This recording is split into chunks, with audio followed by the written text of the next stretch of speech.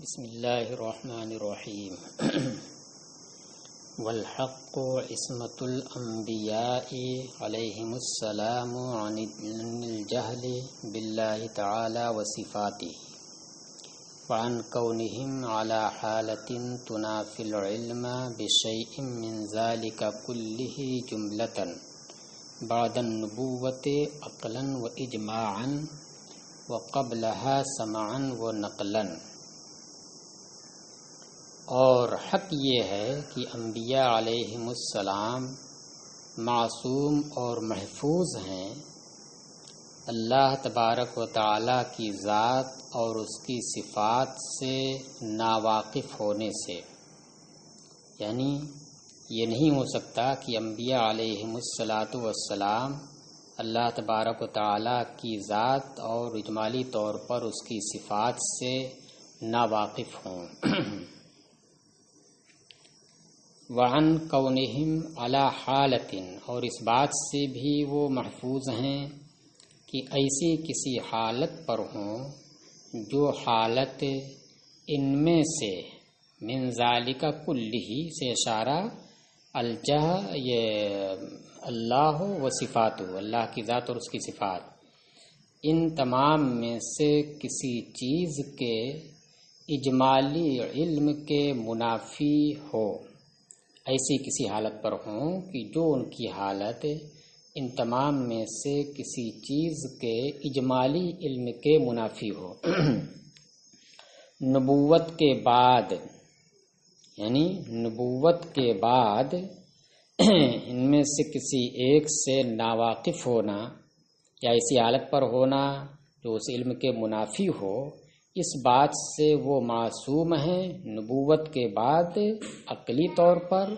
اور اجماع امت کی طور پر، کہ عقل بھی کہتی ہے کہ وہ اس سے معصوم ہوں، اور علماء کا اتفاق بھی اس بات پر ہے کہ نبوت کے بعد وہ اس سے معصوم ہیں۔ یعنی جب اللہ نے نبی بنا دیا ہو اور انہیں تبلیغ کے لیے وحی ان کی جانب کر دی ہو، تو اس وقت اب اس کے بعد یہ چیز کہ وہ اللہ کی ذات اور اس کی صفات سے اجمالی طور پر ناواقف ہوں،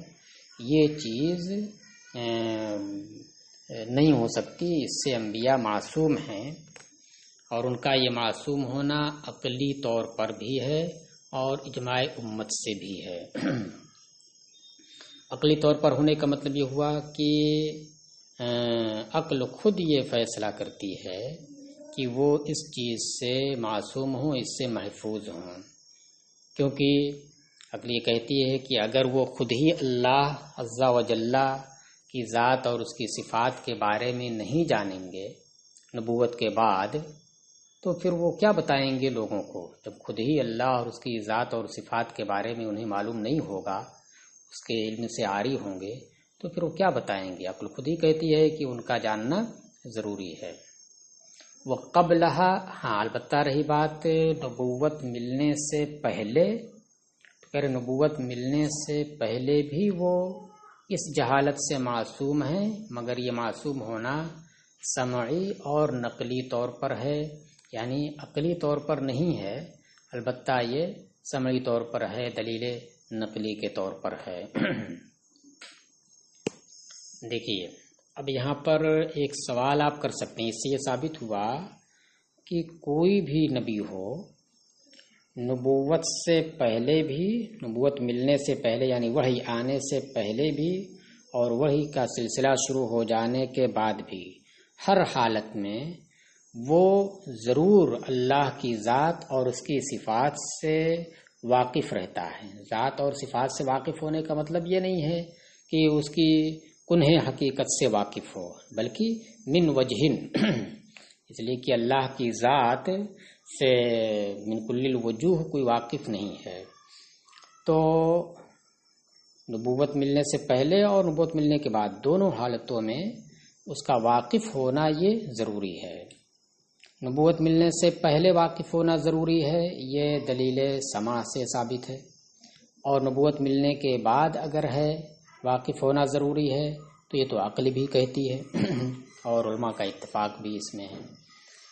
یہاں پر آپ کے ذہن میں ایک سوال پیدا ہو سکتا ہوگا حضرت ابراہیم علیہ السلام سے کہ حضرت ابراہیم علیہ السلام کے بارے میں قرآن نے خود نقل کیا ہے کہ فلما جن علیہ اللیل رآ کوکبا قال ھذا ربی، کہ جب آپ نے جب رات طاری ہوئی، رات کی تاریکی پھیلی تو آپ نے ایک ستارہ دیکھا، اور جب ستارہ دیکھا تو کیا کہا؟ ھذا ربی، یہ میرا رب ہے۔ پھر آگے ہے جس کا مفہوم یہ ہے کہ پھر جب وہ ختم ہو گیا اور چھپ گیا، دکھائی نہیں دینے لگا، تو کیا فلما جن علیہ اللیل رآ کوکبا قال ھذا ربی فلما افل قال لا احب الآفلین۔ پھر جب وہ چھپ گیا تو آپ نے کہا کہ نہیں، میں چھپنے والوں کو پسند نہیں کرتا۔ پھر آگے فلما رأى القمر بازغا قال ھذا ربی فلما افل قال لئن لم يهدني ربی لأکونن من القوم الضالین۔ یعنی پر تو ستارے کے بارے میں ہے کہا کہ یہ میرا رب ہے، پھر چاند کے بارے میں کہا یہ میرا رب ہے، پھر سورج کے بارے میں بھی کہا کہ یہ میرا رب ہے۔ تو پھر نبی ایک ہیں، اور آپ نے کہا کہ نبوت سے پہلے بھی نبوت کے بعد بھی، تو مان لیجئے کہ یہ نبوت سے پہلے کی بات ہے۔ اگر مان لیتے ہیں کہ نبوت سے پہلے کا واقعہ ہے کہ اس وقت آپ نے یہ بات کہی تھی، تو نبوت سے پہلے بھی تو واقف ہونا ضروری ہے سمعی طور پر اور نقلی طور پر۔ تو یہاں پر تو یہ معلوم ہوتا ہے بظاہر کہ آپ جو ہے اللہ کی ذات سے واقف نہیں ہیں، بلکہ اس میں غور و فکر بھی کر رہے ہیں۔ تو جواب اس کا یہ ہے کہ حقیقت میں یہ آپ نے اس کا اعتقاد نہیں کیا تھا، یہ اعتقاد کر لیا کہ یہ سورج میرا رب ہے یا چاند میرا رب ہے، پھر اس کے بعد جو ہے آپ نے اس سے انکار کیا اور کہا نہیں یہ میرا رب نہیں ہو سکتا ہے، شک اس میں کیا نہیں، بلکہ یہ چیز آپ نے اپنے ماحول کو دیکھتے ہوئے، اپنی قوم کو دیکھتے ہوئے اور ان کی صحیح راستے کی جانب ہدایت کرنے کے لیے یہ بات کہی تھی، اور انہیں لاجواب کرنے کے لیے، کیونکہ ان کی قوم کے لوگ ستاروں کی، بتوں کی، چاند اور سورج کی پرستش کرتے تھے۔ تو اس لیے یہ جو کہا آپ نے، تو یہ ان کو لاجواب کرنے کے لیے اور انہیں غلط کے اوپر تنبیہ کرنے کے لیے اور درستگی کی جانب انہیں ہدایت دینے کے لیے آپ نے یہ بات کہی تھی۔ مطلب یہ تھا کہ دیکھا تو کہا کہ یہ میرا رب ہے، یعنی یہ خود اعتقاد نہیں کر رہے ہیں، یہ اپنی امت کو، اپنے قوم کو سمجھانے کے لیے کہ وہ سمجھیں، اور وہ آپ نے جو نظر و استدلال کیا ہے، غور و فکر کیا ہے، تو اسی طریقے سے وہ لوگ غور و فکر کریں، اور جب غور و فکر کریں تو پھر ایسی صورت میں وہ ان چیزوں کی پرستش نہ کریں۔ بلکہ بعض مفسرین نے تو یہ کہا کہ یہ بطور استفہام ہے، حمزہ استفہام کو اگرچہ حذف کر دیا گیا ہے، ھذا ربی کی جگہ اھذا ربی تھا، لیکن یہ بطور استفہام ہے، مطلب یہ ہے کہ ان کو سرزنش کرنی ہے۔ تم کیا سمجھتے ہو کہ یہ میرا رب ہے؟ نہیں، یہ میرا رب نہیں ہو سکتا ہے۔ یہ سورج میرا رب ہے؟ بالکل نہیں ہو سکتا ہے۔ میرا رب تو وہ ہے جو سب کو پیدا کرتا ہے، سب کو پیدا کرنے والا، جو اس سورج کو نکالنے والا ہے اور سورج کو ڈبونے والا بھی ہے۔ تو واضح ہو گیا کہ وہ جو آپ کا قول نقل ہے اور قرآن نے نقل کیا ہے، جس سے بظاہر یہ معلوم ہوتا ہے کہ آپ کو اللہ کی ذات اور اس کی صفات کے بارے میں یقین نہیں تھا، معلوم نہیں تھا، تو اس کا جواب یہ ہو گیا کہ اس کا اعتقاد آپ نے نہیں کیا تھا، بلکہ اپنی امت کو جو ان چیزوں کی پرستش میں مبتلا تھی ان کو ہدایت دینے کے لیے اور ان کے اس اعتقاد کے اوپر قدغن لگانے کے لیے آپ نے یہ بات کہی تھی۔ چلیے، تو اس بات سے نبوت سے پہلے بھی معصوم ہوتے ہیں کہ اللہ کی ذات اور صفات کو نہ جانیں اجمالی طور پر، اور نبوت کے بعد بھی وَبِشَيْءٍ مِّمَّا قَرَّرُوهُ مِنْ أُمُورِ الشَّرْعِ وَعَدَّوْهُ عَنْ رَبِّهِ عَزَّ وَجَلَّ مِنَ الْوَحْيِ قَطْعًا عَقْلًا وَشَرْعًا۔ دیکھیے، اور اس بات سے بھی وہ معصوم ہیں کہ وہ ہوں ایسی حالت پر جو حالت منافی ہو ان امور شرع میں سے کسی ایک چیز کے علم کے، ان امور شرع میں سے کسی چیز کے علم کے منافی ہو جن امور شرع کو انبیاء نے مقرر فرمایا ہے اور جس وحی کو اللہ عز و جل کی جانب سے نقل کیا لوگوں تک پہنچایا ہے اس کے علم کے منافی ہو کہ اسے نہ جانے، ایسا نہیں ہو سکتا ہے۔ خود ہی مقرر فرما رہے ہیں اور اللہ کی جانب سے وہی لوگوں تک پہنچا رہے ہیں، تو اس سے نا واقف ہوں تو اس بات سے وہ معصوم ہیں، قطعی طور پر، عقلی طور پر اور شرعی طور پر بھی۔ کہ عقل بھی یہ کہتی ہے کہ وہ اس سے ناواقف نہیں ہو سکتے ہیں، کیونکہ ناواقف اگر ہوں گے تو پھر لوگوں تک پہنچائیں گے کیسے؟ وعن الکذب وخلف القول مذنبأهم اللہ تعالی وارسلهم قصدا او عن غیر قصد، قصدا او عن غیر قصد یہ الکذب سے متعلق ہے، اور قصداً جان بوجھ کر کے یا نادانستہ طور پر جھوٹ بولنے سے بھی معصوم ہیں۔ یہ متعلق ہے، یہ اس کا عطف ہے عن الجہل کے اوپر، اور وہ معصوم ہیں جب سے اللہ تعالیٰ نے ان کو نبی بنا کر بھیجا ہے، اس وقت سے جھوٹ بولنے اور خلاف واقعہ بات کہنے سے معصوم ہیں، یہ چاہے بلا قصدن ہو یا بلا قصد ہو۔ وَإِسْتِحَالَةُ ذَلِكَ عَلَيْهِمْ شَرْعًا وَعَقْلًا وَإِجْمَاعًا وَبُرْهَانًا، اور اس بات کا محال ہونا ان کے اوپر کہ نبی بنائے جانے کے بعد وہ جھوٹ بولیں، خلاف واقعہ بات کوئی کہیں جان بوجھ کر کے یا بلا قصد، اس بات کا محال ہونا ان کے اوپر شرعاً، عقلاً، اجماعاً اور دلیل سے، برہان سے۔ وَتَنزِيهُهُمْ عَنْهُ قَبْلَ النُّبُوَّةِ قَطْعًا، اور ان کا اس سے یعنی خلاف واقعہ بات کہنے سے، کذب سے پاک ہونا نبوت سے پہلے ہے قطعاً۔ وَتَنزِيهُهُمْ عَنِ الْكَبَائِرِ اجماعاً، اور ان کا کبیرہ گناہوں سے پاک ہونا ہے اجماعاً، یعنی اجماع اس بات پر ہے، علماء کا اتفاق ہے کہ انبیاء علیہم السلام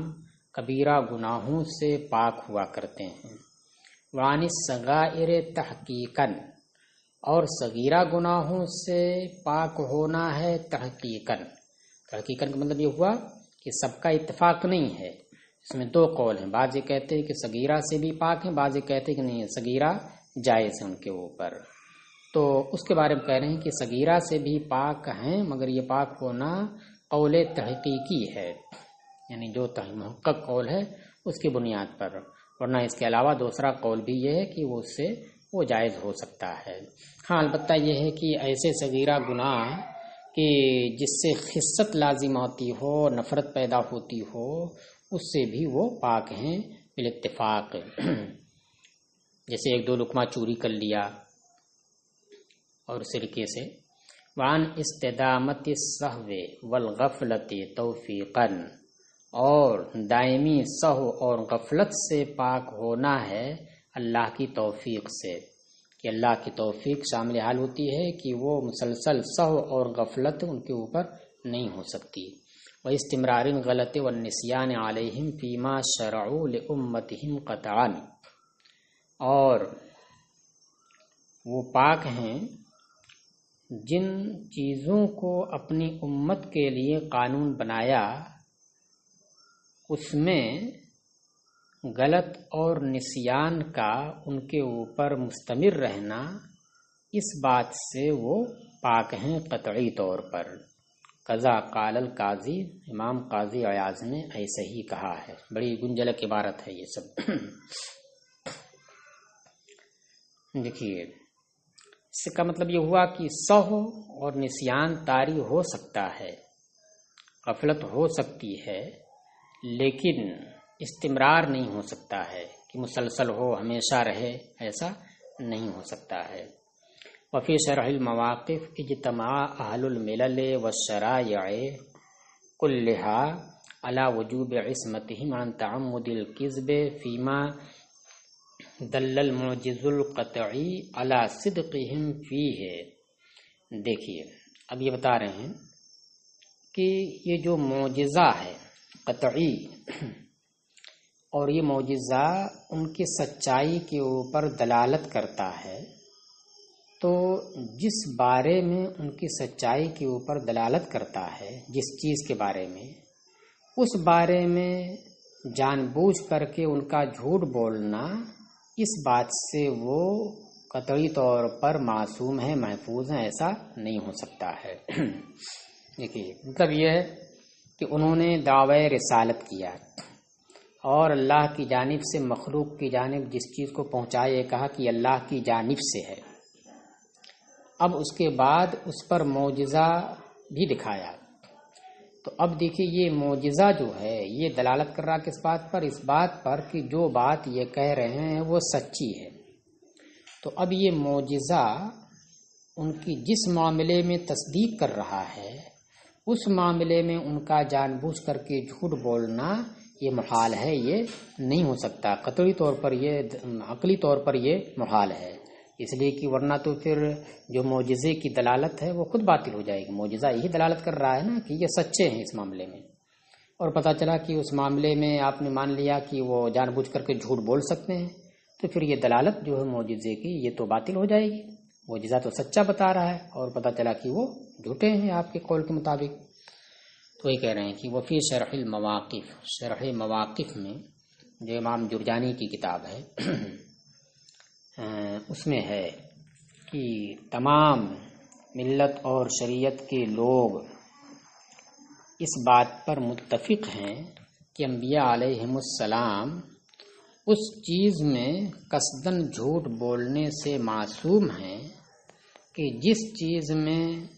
ان کی سچائی کے اوپر معجزے قطعی دلالت کرتا ہے.